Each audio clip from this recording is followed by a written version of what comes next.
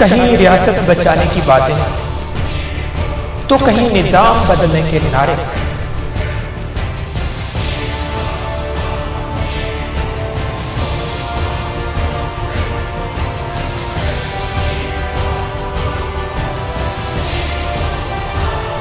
کہیں روٹی کپڑا مکان کے وعدے تو کہیں روشن پاکستان کے دعوے۔ سیاست کے اس شور نے ایک عام انسان کو کیا دیا؟ آئیے مل کر جاننے کی کوشش کرتے ہیں۔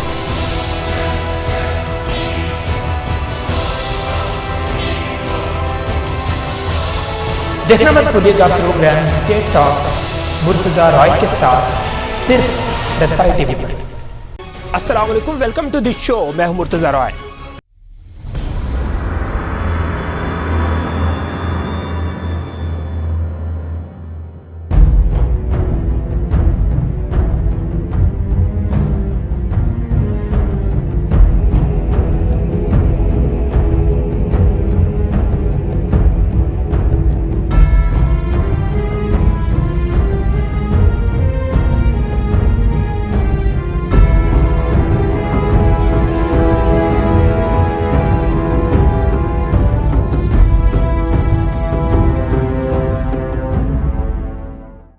غیرت کے نام پر قتل میں خوفناک حد تک اضافہ، اور پاکستان کے وہ کون کون سے پڑھے لکھے شہر ہیں جہاں زیادہ خواتین کو غیرت کے نام پر قتل کیا جاتا ہے۔ پاکستان میں گزشتہ 3 برسوں کے دوران 2000 سے زیادہ خواتین نام نہاد غیرت کے نام پر قتل کر دی گئیں۔ صرف ایک ہی سال میں یعنی 2015 میں ملک میں 1096 خواتین کو قتل کیا گیا، جبکہ 2014 میں قتل کی جانے والی خواتین کی تعداد 1005 اور 2013 میں 869 تھی۔ رواں سال یعنی 2016 مئی تک 212 خواتین کو قتل کیا جا چکا ہے۔ سال 2013 کے مقابلے میں 2015 میں غیرت کے نام پر قتل ہونے والی خواتین کی تعداد میں 227 کا اضافہ ہوا ہے۔ پاکستان کی غیر سرکاری تنظیم عورت فاؤنڈیشن کی تحقیق کے مطابق آبادی کے لحاظ سے پاکستان کے سب سے بڑے صوبے پنجاب میں سب سے زیادہ عورتیں غیرت کی بھینٹ چڑھ جاتی ہیں۔ بی بی سی کے مطابق خیبر پختونخوا میں سب سے کم خواتین کو غیرت کے نام پر قتل کیا جاتا ہے، جس کی شرح 9% ہے۔ اس کے بعد نمبر آتا ہے بلوچستان کا، جس میں یہ شرح 11% ہے۔ سندھ میں 30%، جبکہ سب سے زیادہ 50% خواتین کو پنجاب میں قتل کیا جاتا ہے۔ صوبہ پنجاب جو پاکستان کا آبادی کے لحاظ سے سب سے بڑا صوبہ ہے اور دوسرے صوبوں کی نسبت یہاں لوگوں کے لیے جاب اپرچونٹیز بھی زیادہ ہیں، صحت اور تعلیم کے لیے سہولیات بھی زیادہ ہیں۔ پنجاب زیادہ پڑھا لکھا صوبہ ہونے کا اعزاز بھی رکھتا ہے۔ ایک اور تاثر جو پنجاب کے بارے میں ہے کہ یہاں کے لوگ چونکہ زیادہ پڑھے لکھے ہیں، اس لیے زیادہ پسماندہ سوچ کے مالک نہیں ہیں۔ پنجاب کی آبادی زیادہ ہے، پنجاب میں چونکہ لوگ زیادہ پڑھے لکھے ہیں، باشعور ہیں، عورتوں کو اپنے لیے آواز اٹھانے کا حق حاصل ہے، وہ بغیر کسی خوف کے اپنے کیس رجسٹر کرواتی ہیں، جس کی وجہ سے پنجاب میں ان کیسز کی تعداد اس لیے زیادہ ہے کہ یہاں پر کیس رجسٹر ہوتے ہیں، میڈیا رول ادا کرتا ہے، پولیس بر وقت کارروائی کرتی ہے، حکومت نوٹس لیتی ہے، جبکہ دوسرے صوبوں میں ایسا نہیں ہوتا۔ یہ ماننا ہے پنجاب کا۔ سوال یہ نہیں ہے کہ پنجاب میں غیرت کے نام پر خواتین کو قتل کرنے کی وجہ کیا ہے یا آنر کلنگ کے زیادہ واقعات پیش کیوں آ رہے ہیں۔ سوال یہ ہے کہ آخر اس پر قابو بھی پایا جائے گا یا آئے روز پنجاب اسمبلی میں تحفظ خواتین جیسے بلوں کی منظوریاں ہی ہوتی رہیں گی۔ لاہور دارالحکومت ہے پنجاب کا، اور صرف لاہور شہر میں 2008 سے 2014 کے درمیان آنر کلنگ کے 163 سے زیادہ ایسے واقعات پیش آئے۔ ویسے تو 2014 میں لاہور وارداتوں کی تعداد کے لحاظ سے دوسرے نمبر پر تھا، لیکن 2013 میں لاہور 29 آنر کلنگ قتل کے ساتھ پہلے نمبر پر رہنے کا اعزاز بھی حاصل کر چکا ہے۔ لاہور میں شہر کے علاوہ ارد گرد کے دیہات بھی شامل ہیں، لیکن خواتین کے خلاف اس جرم کے زیادہ تر واقعات شہری علاقوں سے ہی رپورٹ ہوئے ہیں۔ بات کرتے ہیں ملک کے دیگر شہروں کی جن میں آنر کلنگ کے زیادہ واقعات پیش آتے ہیں۔ اس کے بعد آپ کو بتائیں گے کہ اس وقت پاکستان کے کون سے شہر میں سب سے زیادہ غیرت کے نام پر قتل ہوتے ہیں۔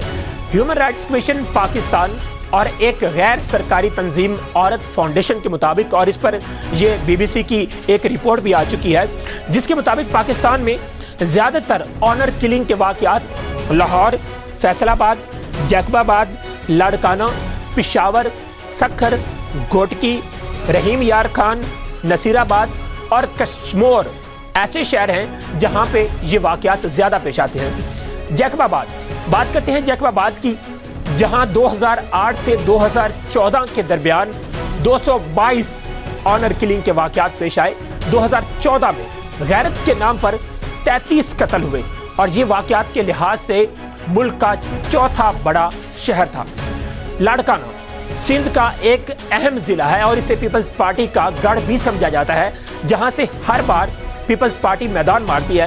یہاں غیرت کے نام پر ہر سال درجنوں خواتین قتل کی جاتی ہیں اور 2008 سے 2014 کے درمیان 158 سے زائد آنر کلنگ کے واقعات یہاں پیش آئے۔ 2013 میں یہاں 13 عورتوں کو قتل کیا گیا، 2012 میں 20، 2011 میں 22 اور 2010 میں 33 خواتین کو غیرت کے نام پر قتل کیا گیا۔ آگے بڑھتے ہیں، کشمور کی بات کرتے ہیں۔ کشمور میں 2012 میں 31 عورتوں کو قتل کیا گیا، 2013 میں یہ تعداد 18 جبکہ 2014 میں یہاں 25 خواتین غیرت کے نام پر قتل کی گئی۔ نصیر آباد بلوچستان کا ضلع نصیر آباد، جہاں 2011 میں 39 خواتین کو قتل کیا گیا جبکہ 2008 میں یہ تعداد 36 ریکارڈ کی گئی تھی۔ اس کے ساتھ ساتھ آپ کو یہ بتائیں کہ نصیر آباد ہی وہ ضلع ہے جہاں ستمبر 1، 2008 کو عمرانی قبیلے کی 3 نوجوان لڑکیوں کو زندہ دفن کر دیا گیا تھا جو پسند کی شادی کرنا چاہتی تھیں اور اس سلسلے میں گھر سے بھاگ گئیں، جن کا پیچھا کر کے گولیاں ماری گئیں اور زخمی حالت میں بابا کوٹ کے قبرستان کمبولا میں زندہ دفن کر دیا گیا۔ رحیم یار خان میں 2013 میں 15 خواتین کو قتل کیا گیا جبکہ 2014 میں یہ تعداد 20 تھی۔ اسی طرح شکارپور، جہاں بلوچ قبائل کی بڑی تعداد آباد ہے، اس ضلع میں 2010 میں 17 خواتین غیرت کے نام پر قتل کر دی گئی، 2013 میں 24 اور 2014 میں 19 خواتین کے قتل کی رپورٹس سامنے آئی ہیں۔ آگے بڑھتے ہیں، گھوٹکی کی بات کرتے ہیں۔ گھوٹکی میں 2008 میں 34 خواتین کو غیرت کے نام پر قتل کیا گیا اور اس وقت پاکستان میں آنر کلنگ واقعات میں گھوٹکی پہلے نمبر پر تھا۔ 2009 میں یہاں 24 خواتین نام نہاد غیرت کے نام پر قتل کی گئیں۔ 2010 میں یہ تعداد بڑھ کر 37 تک جا پہنچی، تاہم پھر اس میں بتدریج کمی آئی اور 2011 میں یہاں 21 اور 2012 میں 14 خواتین موت کی بھینٹ چڑھائی گئی۔ سکھر کی بات کرتے ہیں۔ 2009 میں سکھر میں 32 عورتوں کو قتل کیا گیا جبکہ 2011 میں 21، 2012 میں 20 اور 2013 میں 19 خواتین کو غیرت کے نام پر قتل کیا گیا۔ پشاور کے PK میں ویسے تو آنر کلنگ کے واقعات دیگر صوبوں کی نسبت بہت کم پیش آتے ہیں، لیکن پشاور صوبے کا وہ شہر ہے جہاں ایسے واقعات زیادہ تر سامنے آتے رہتے ہیں۔ 2014 کی یہ بات ہے، 2014 میں پشاور میں غیرت کے نام پر 12 خواتین کو قتل کیا گیا۔ اب بات کرتے ہیں صوبہ پنجاب اور پاکستان کے اس شہر کی جس میں پاکستان کے تمام شہروں سے زیادہ غیرت کے نام پر قتل کیے جاتے ہیں، اور وہ شہر ہے فیصل آباد، جو پنجاب کا دوسرا بڑا شہر ہے۔ یہاں کا لٹریسی ریٹ 62% ہے اور یہ پاکستان کا 11واں پڑھا لکھا شہر ہے، یعنی لٹریسی ریٹ میں فیصل آباد کا 11واں نمبر آتا ہے اور فیصل آباد ہی پاکستان کا اس وقت وہ بد نصیب شہر ہے جہاں آنر کلنگ کے زیادہ واقعات رونما ہوتے ہیں۔ 2008 سے 2014 کے درمیان فیصل آباد میں 200 سے زائد ایسے واقعات پیش آئے اور 2014 میں غیرت کے نام پر سب سے زیادہ قتل فیصل آباد میں ہوئے، جن کی تعداد 45 تھی، جبکہ 2013 میں بھی فیصل آباد زیادہ پیچھے نہیں تھا اور 28 قتل کے ساتھ ملک بھر سے دوسرے نمبر پر رہا۔ فیصل آباد پنجاب کا بڑا مشہور اور اہم شہر ہے۔ اگر سیاسی حوالے سے بات کی جائے تو فیصل آباد میں 11 حلقوں سے قومی اسمبلی کی سیٹوں پر الیکشن لڑا جاتا ہے۔ حلقہ NA 75 سے لے کر حلقہ NA 85 تک 11 حلقے فیصل آباد میں آتے ہیں، جبکہ صوبائی اسمبلی یعنی پنجاب اسمبلی کے حلقوں کی تعداد 22 ہے، جو حلقہ پی پی 51 سے لے کر حلقہ پی پی 72 تک ہے۔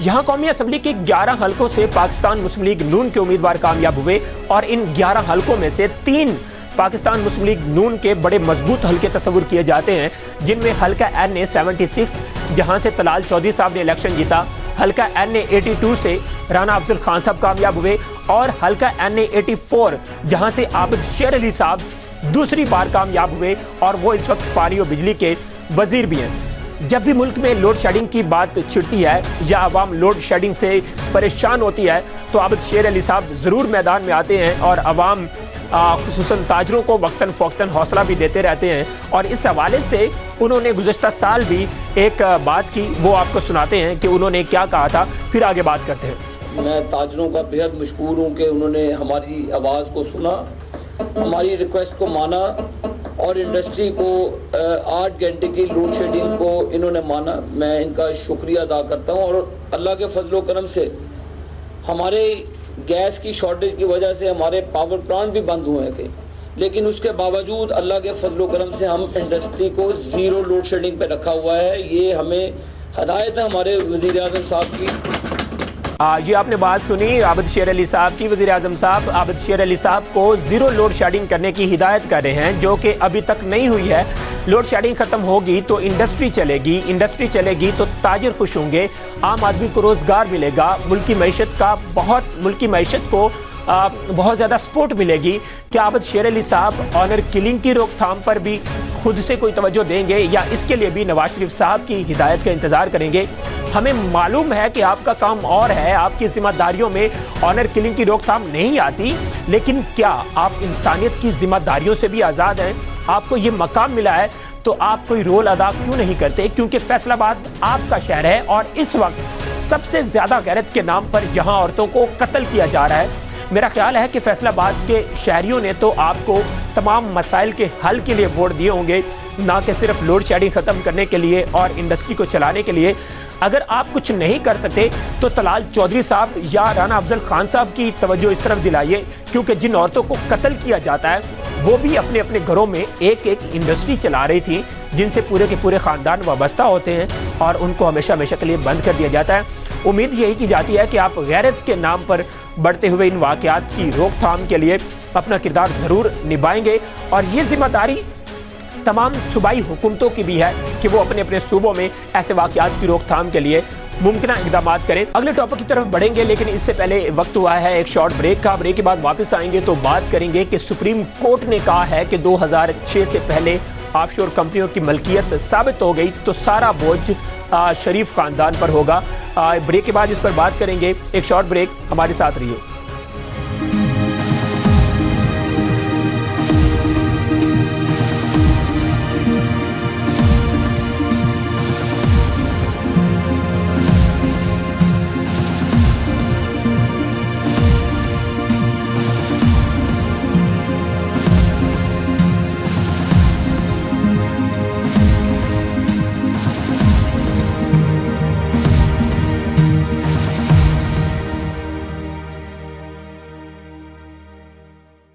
ویلکم بیک ناظرین۔ سپریم کورٹ میں پینما پیپرز کیس کی سماعت جاری ہے۔ کل منگل کے روز تحریک انصاف کے وکیل نعیم بخاری اور عوامی مسلم لیگ کے سربراہ شیخ رشید احمد نے دلائل مکمل کر لیے، جبکہ وزیر اعظم میاں محمد نواز شریف کے وکیل سلمان اسلم بٹ کے دلائل جاری تھے کہ عدالت کا وقت ختم ہونے کے باعث کیس کی مزید سماعت آج تک کے لیے ملتوی کرنی پڑی۔ کل کی سماعت نواز شریف صاحب کے حق میں زیادہ بہتر نہیں رہی، کیونکہ عدالت نے جو میاں محمد نواز شریف صاحب کے وکیل سلمان اسلم بٹ سے 3 سوالات پر جواب طلب کیے ہیں، وہ وہی سوال ہیں جن پر اپوزیشن پچھلے 6 ماہ سے جواب طلب کر رہی ہے، لیکن اپوزیشن کو کوئی ایسا جواب نہیں دیا گیا جس سے وہ مطمئن ہو سکے۔ سب سے پہلا سوال پوچھا گیا کہ وزیر اعظم کے بچوں نے کمپنیاں کیسے بنائیں اور ان کے لیے پیسہ کہاں سے آیا۔ دوسرا سوال پوچھا گیا کہ مریم صفدر کے وزیر اعظم کے زیر کفالت ہونے کے معاملے کی وضاحت کریں، جبکہ تیسرا سوال بڑا ہی عام سوال تھا۔ نواز شریف صاحب نے 5 اپریل اور پھر 22 اپریل کو قوم سے خطاب کیا، اپنی صفائی پیش کی، اور پھر 16 مئی کو قومی اسمبلی میں انہوں نے خطاب کیا۔ پھر حسین نواز نے جو کچھ جائیداد کے بارے میں بتایا ان میں بہت زیادہ تضاد تھا اور اسی تضاد کو لے کر اپوزیشن خصوصاً پاکستان تحریک انصاف نے کافی شور مچایا. وہ تضاد کیا تھا آپ کو سناتے ہیں اور پھر آپ کو بتائیں گے کہ سپریم کورٹ نے نواز شریف صاحب کی تقاریر میں تضاد پر تیسرا کون سا اہم سوال کیا تھا. یہ ذرا سن لیں پھر آگے بات کرتے ہیں. میری اور میری والدہ کی اور بہن بھائیوں کی پراپرٹیز یہ کہاں سے نکال کے لے آئے ہیں؟ الحمدللہ پاک لین کے اوپر جو اپارٹمنٹس ہیں وہ الحمدللہ ہمارے ہیں. It's on a rent. I'm living on a rent basis which comes from every quarter from Pakistan. ہمارے والد محترم بھی کاروبار کی خاطر دبئی پہنچے اور گلف سٹیل کے نام سے ایک فیکٹری قائم کی جو 10 لاکھ مربع فٹ زمین پر مشتمل تھی. 20 سال ہو گئے ان فلیٹس کو خریدے.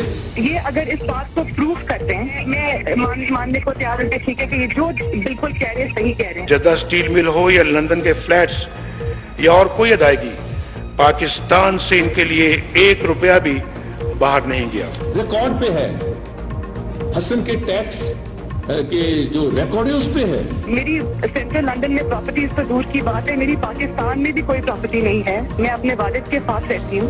نیسکول لمیٹڈ اور نیلسن لمیٹڈ جو ہے ان کو اون کرتی ہیں. ان کا بینیفیشل اونر جو ہے وہ یہ خادم ہے. وہ ایک ٹرسٹ کے تحت ہیں اور ان کو ہولڈ کر رہی ہے اس وقت مریم نواز شریف میری ہمشیرہ جو ہے. خاص سعودی عرب ہے, خواہ برطانیہ ہے, ریکارڈ پہ ہے, ٹیکس کے ریکارڈ پہ ہے, پیسہ کہاں سے آیا ریکارڈ پہ ہے. یہ ہیں وہ ذرائع اور وسائل جن سے لندن کے فلیٹس خریدے. جی یہ تضاد تھا, یہ تضاد آپ نے سنا. اس تضاد پر سپریم کورٹ نے سوال کیا کہ بتائیں کہ نواز شریف صاحب کے بیانات میں جو کچھ کہا گیا ہے وہ سچ تھا یا جھوٹ تھا. اور آج پھر سماعت ہوئی. سماعت کے شروع میں عمران خان کے وکیل نعیم بخاری نے دلائل دیتے ہوئے کہا کہ ریکارڈ سے ثابت کروں گا کہ وزیر اعظم صاحب نے غلط بیانی کی اور ٹیکس چوری کے مرتکب ہوئے. وزیر اعظم نے اپریل میں قوم سے خطاب کیا اور قوم سے جھوٹ بولا. دوسرے خطاب میں بھی وزیر اعظم صاحب نے سچ نہیں بتایا. ان کا کہنا تھا کہ وزیر اعظم صاحب نے بیٹے سے پیسے لیے جبکہ وزیر اعظم کے صاحبزادے کا NTN نمبر ہی نہیں ہے. وزیر اعظم صاحب کی زیر کفالت مریم نواز ہیں اور لندن فلیٹس کی بینیفیشل آنر ہیں. وزیر اعظم کو یہ بات گوشواروں میں ظاہر کرنا چاہیے تھی جبکہ قطری شہزادے کا خط وزیر اعظم صاحب کے موقف سے بالکل مختلف ہے. وکیل عمران خان نعیم بخاری نے نیب کے حوالے سے کہا کہ نیب اور دیگر اداروں نے بھی نواز شریف صاحب کو بچانے میں اپنا رول ادا کیا جس پر نیب چیئرمین کے خلاف آرٹیکل 209 کے تحت کارروائی کی جائے. نعیم بخاری نے موقف اختیار کیا کہ وزیر اعظم صاحب نے اپریل 1980 میں 33 ملین درہم میں فیکٹری فروخت کرنے کا بتایا. یہ رقم 90 کروڑ ڈالر بنتی ہے. دبئی میں فیکٹری کب بنائی گئی وزیر اعظم نے اپنے بیان میں نہیں بتایا جبکہ دبئی حکومت کے خط پر کوئی دستخط بھی نہیں ہے. شیئرز کی فروخت کا معاملہ وزیر اعظم صاحب کی ذہنی اختراع ہے. عمران خان کے وکیل نے مزید کہا کہ وزیر اعظم صاحب نے جدہ فیکٹری کے لیے بینکوں سے قرضہ لینے کا ذکر کیا. جدہ فیکٹری جون 2004 میں 1 کروڑ 70 لاکھ ڈالر میں فروخت کرنے کا کہا گیا جبکہ لندن فلیٹس 1993 سے 1996 کے درمیان خریدے گئے جس پر جسٹس عظمت سعید شیخ نے ریمارکس دیے کہ دبئی اسٹیل مل کی طرح جدہ اسٹیل مل کے لیے سرمایہ کہاں سے آیا جبکہ جسٹس اعجاز الحسن صاحب نے ریمارکس دیتے ہوئے کہا کہ سعودی بینکوں سے قرضہ کیسے لیا, جدہ فیکٹری کتنے میں اور کیسے فروخت کی گئی. عدالت میں پیش کیے گئے ضمنی جواب اور تقاریر میں تضاد ہے. دونوں مواقع پر کی گئی تقاریر میں بھی تضاد ہے. نعیم بخاری صاحب نے کہا کہ وزیر اعظم صاحب کے بقول دستاویزات موجود ہیں جس پر جسٹس عظمت سعید شیخ نے کہا کہ دستاویزات ہر جگہ موجود ہوں گی لیکن عدالت میں موجود نہیں ہیں. جسٹس آصف سعید کھوسا نے اپنے ریمارکس میں کہا کہ وزیر اعظم صاحب نے کہا ہے کہ یہ وہ ذرائع ہیں جن سے لندن فلیٹس خریدے گئے. دستاویزات سے لگتا ہے کہ طارق شفیع میاں شریف کے لیے کام کرتے تھے. دستخط طارق شفیع نے کیے تو شہباز شریف صاحب وہاں کس بات کی نمائندگی کر رہے تھے. طارق شفیع کے 2 دستاویزات میں کیے گئے دستخطوں میں کوئی مماثلت نہیں ہے. نعیم بخاری نے کہا کہ گلف اسٹیل مل 2 کروڑ 10 لاکھ درہم میں فروخت ہوئی لیکن مل کی فروخت سے طارق شفیع کو 1 روپیہ تک نہیں ملا. طارق شفیع نے اپنے بیان میں آدھا سچ بولا. انہوں نے بیان حلفی میں کہا کہ دبئی کا کاروبار بے نام تھا, کوئی شخص کسی شخص کے نام سے وہ کاروبار نہیں چل رہا تھا. جبکہ شہباز شریف صاحب نے طارق شفیع بن کر دستاویزات پر دستخط کیے۔ جسٹس آصف سعید کھوسا نے کہا کہ لگتا ہے کہ سب کچھ میاں محمد شریف نے کیا۔ جدہ اور دبئی میں فیکٹریوں کے حوالے سے میاں شریف کے بچوں اور آگے ان کے بچوں نے کیا کردار ادا کیا؟ نعیم بخاری نے اپنے دلائل میں کہا کہ حسن نواز 21 جنوری 1976 میں پیدا ہوئے، حسین نواز 20 اکتوبر 1972 کو پیدا ہوئے، جبکہ مریم نواز 28 اکتوبر 1973 کو پیدا ہوئی۔ لندن میں جائیدادیں میاں شریف نے خریدی تو بھی ان کی جائیداد ثابت ہوتی ہے۔ جسٹس عظمت سعید شیخ نے کہا کہ قطری شہزادے نے خط میں بڑے بھائی کا ذکر کیا لیکن نام نہیں بتایا۔ قطری شہزادے نے انگلینڈ میں ریئل اسٹیٹ کے کاروبار کا ذکر بھی نہیں کیا۔ نعیم بخاری نے کہا کہ دبئی سے پیسہ کب، کیسے اور کس بینک اکاؤنٹ کے ذریعے منتقل ہوا اس کی تفصیل نہیں بتائی گئی، جس پر جسٹس عظمت سعید نے کہا کہ قطر سے پیسہ لندن کیسے گیا یہ بھی نہیں بتایا گیا۔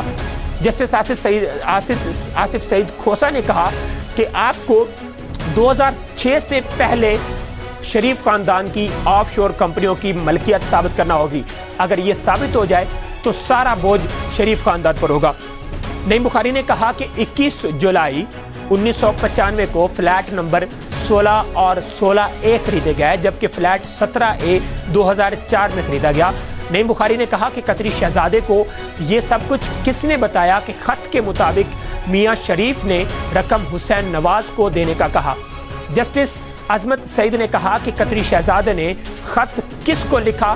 قطری شہزادے کا خط تصدیق شدہ نہیں، کیا اس خط کی قانونی حیثیت ہے؟ نعیم بخاری نے جواب دیا کہ ڈوبتے کو تنکے کا سہارا مل گیا۔ جسٹس عظمت سعید نے کہا کہ اگر خط کی کوئی حیثیت نہیں تو اس کو ہم کیوں پڑھیں؟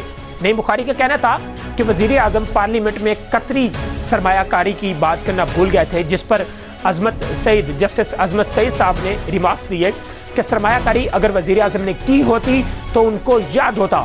عمران خان کے وکیل کا کہنا تھا کہ مریم نواز نے اپنے انٹرویو میں کہا ہے کہ والد کے ساتھ رہتی ہوں لیکن جائیداد سے تعلق نہیں ہے، جس پر جسٹس عظمت سعید نے کہا کہ مریم نواز آف شور کمپنیوں کی ٹرسٹی ہیں۔ لندن فلیٹس حسین نواز کی ملکیت میں تسلیم کیے گئے۔ یوں ہی زور نہ لگائیں، کچی دیواروں پر پیر نہ جمائیں، ہم سیاسی بیانات کا جائزہ نہیں لے سکتے، آپ سونے میں کھوٹ کیوں ڈال رہے ہیں، یہ جسٹس آصف سعید کھوسا نے کہا۔ انہوں نے کہا کہ اپنے کیس میں اخباری خبروں کو کیوں لاتے ہیں؟ غیر ملکی اخباروں کی خبروں پر عمران خان نے بھی تنقید نہیں کی۔ کیا آپ کے موکل یعنی عمران خان کا ذکر کر رہے ہیں کہ آپ کے موکل کے بارے میں انگریزی اخباروں میں جو 30 سال تک چھپتا رہا اسے بھی مان لیں؟ آپ کہتے ہیں کہ اخبار جو چھپتا ہے اسے مان لیں، اخباری خبروں پر فیصلہ سنایا تو آپ کے موکل یعنی عمران خان کے لیے بھی پریشانی ہو سکتی ہے۔ عمران خان کے وکیل نے موقف اختیار کیا کہ مریم نواز کے مطابق ان کی ملک اور بیرون ملک جائیداد نہیں اور وہ والد کے ساتھ رہتی ہیں، جس پر جسٹس آصف سعید کھوسا نے ریمارکس میں کہا کہ مریم اگر شادی شدہ ہے تو وہ والد کے ساتھ کیسے رہتی ہے؟ کیا ان کے شوہر بھی اپنے ساس اور سسر کے پاس رہتے ہیں؟ نعیم بخاری نے کہا کہ مریم نواز نے اپنا پتہ جاتی عمرہ کا لکھا ہے اور ان کے شوہر اپنی بیوی کے ساتھ نہیں رہتے ہیں۔ جسٹس عظمت سعید نے کہا کہ زیادہ آگے نہیں جانا چاہیے کیونکہ معاملہ ذاتی حیثیت کا ہے، لیکن مریم نواز کے انٹرویو کا دوسرا حصہ اہم ہے۔ اب کل کیا ہوگا یہ تو کل ہی پتہ چلے گا، لیکن گزشتہ روز اور آج کی سماعت میاں محمد نواز شریف صاحب کے حق میں زیادہ بہتر نہیں رہی۔ اب یہ دیکھنا ہوگا کہ اس کیس میں مزید کیا کچھ سامنے آئے گا اور کب تک اس کا فیصلہ ہوگا۔ آج کے پروگرام کا وقت ختم ہوا، پھر آپ کی خدمت میں حاضر ہوں گے، تب تک مرتضیٰ رائے کو اجازت دیجیے۔ اللہ حافظ۔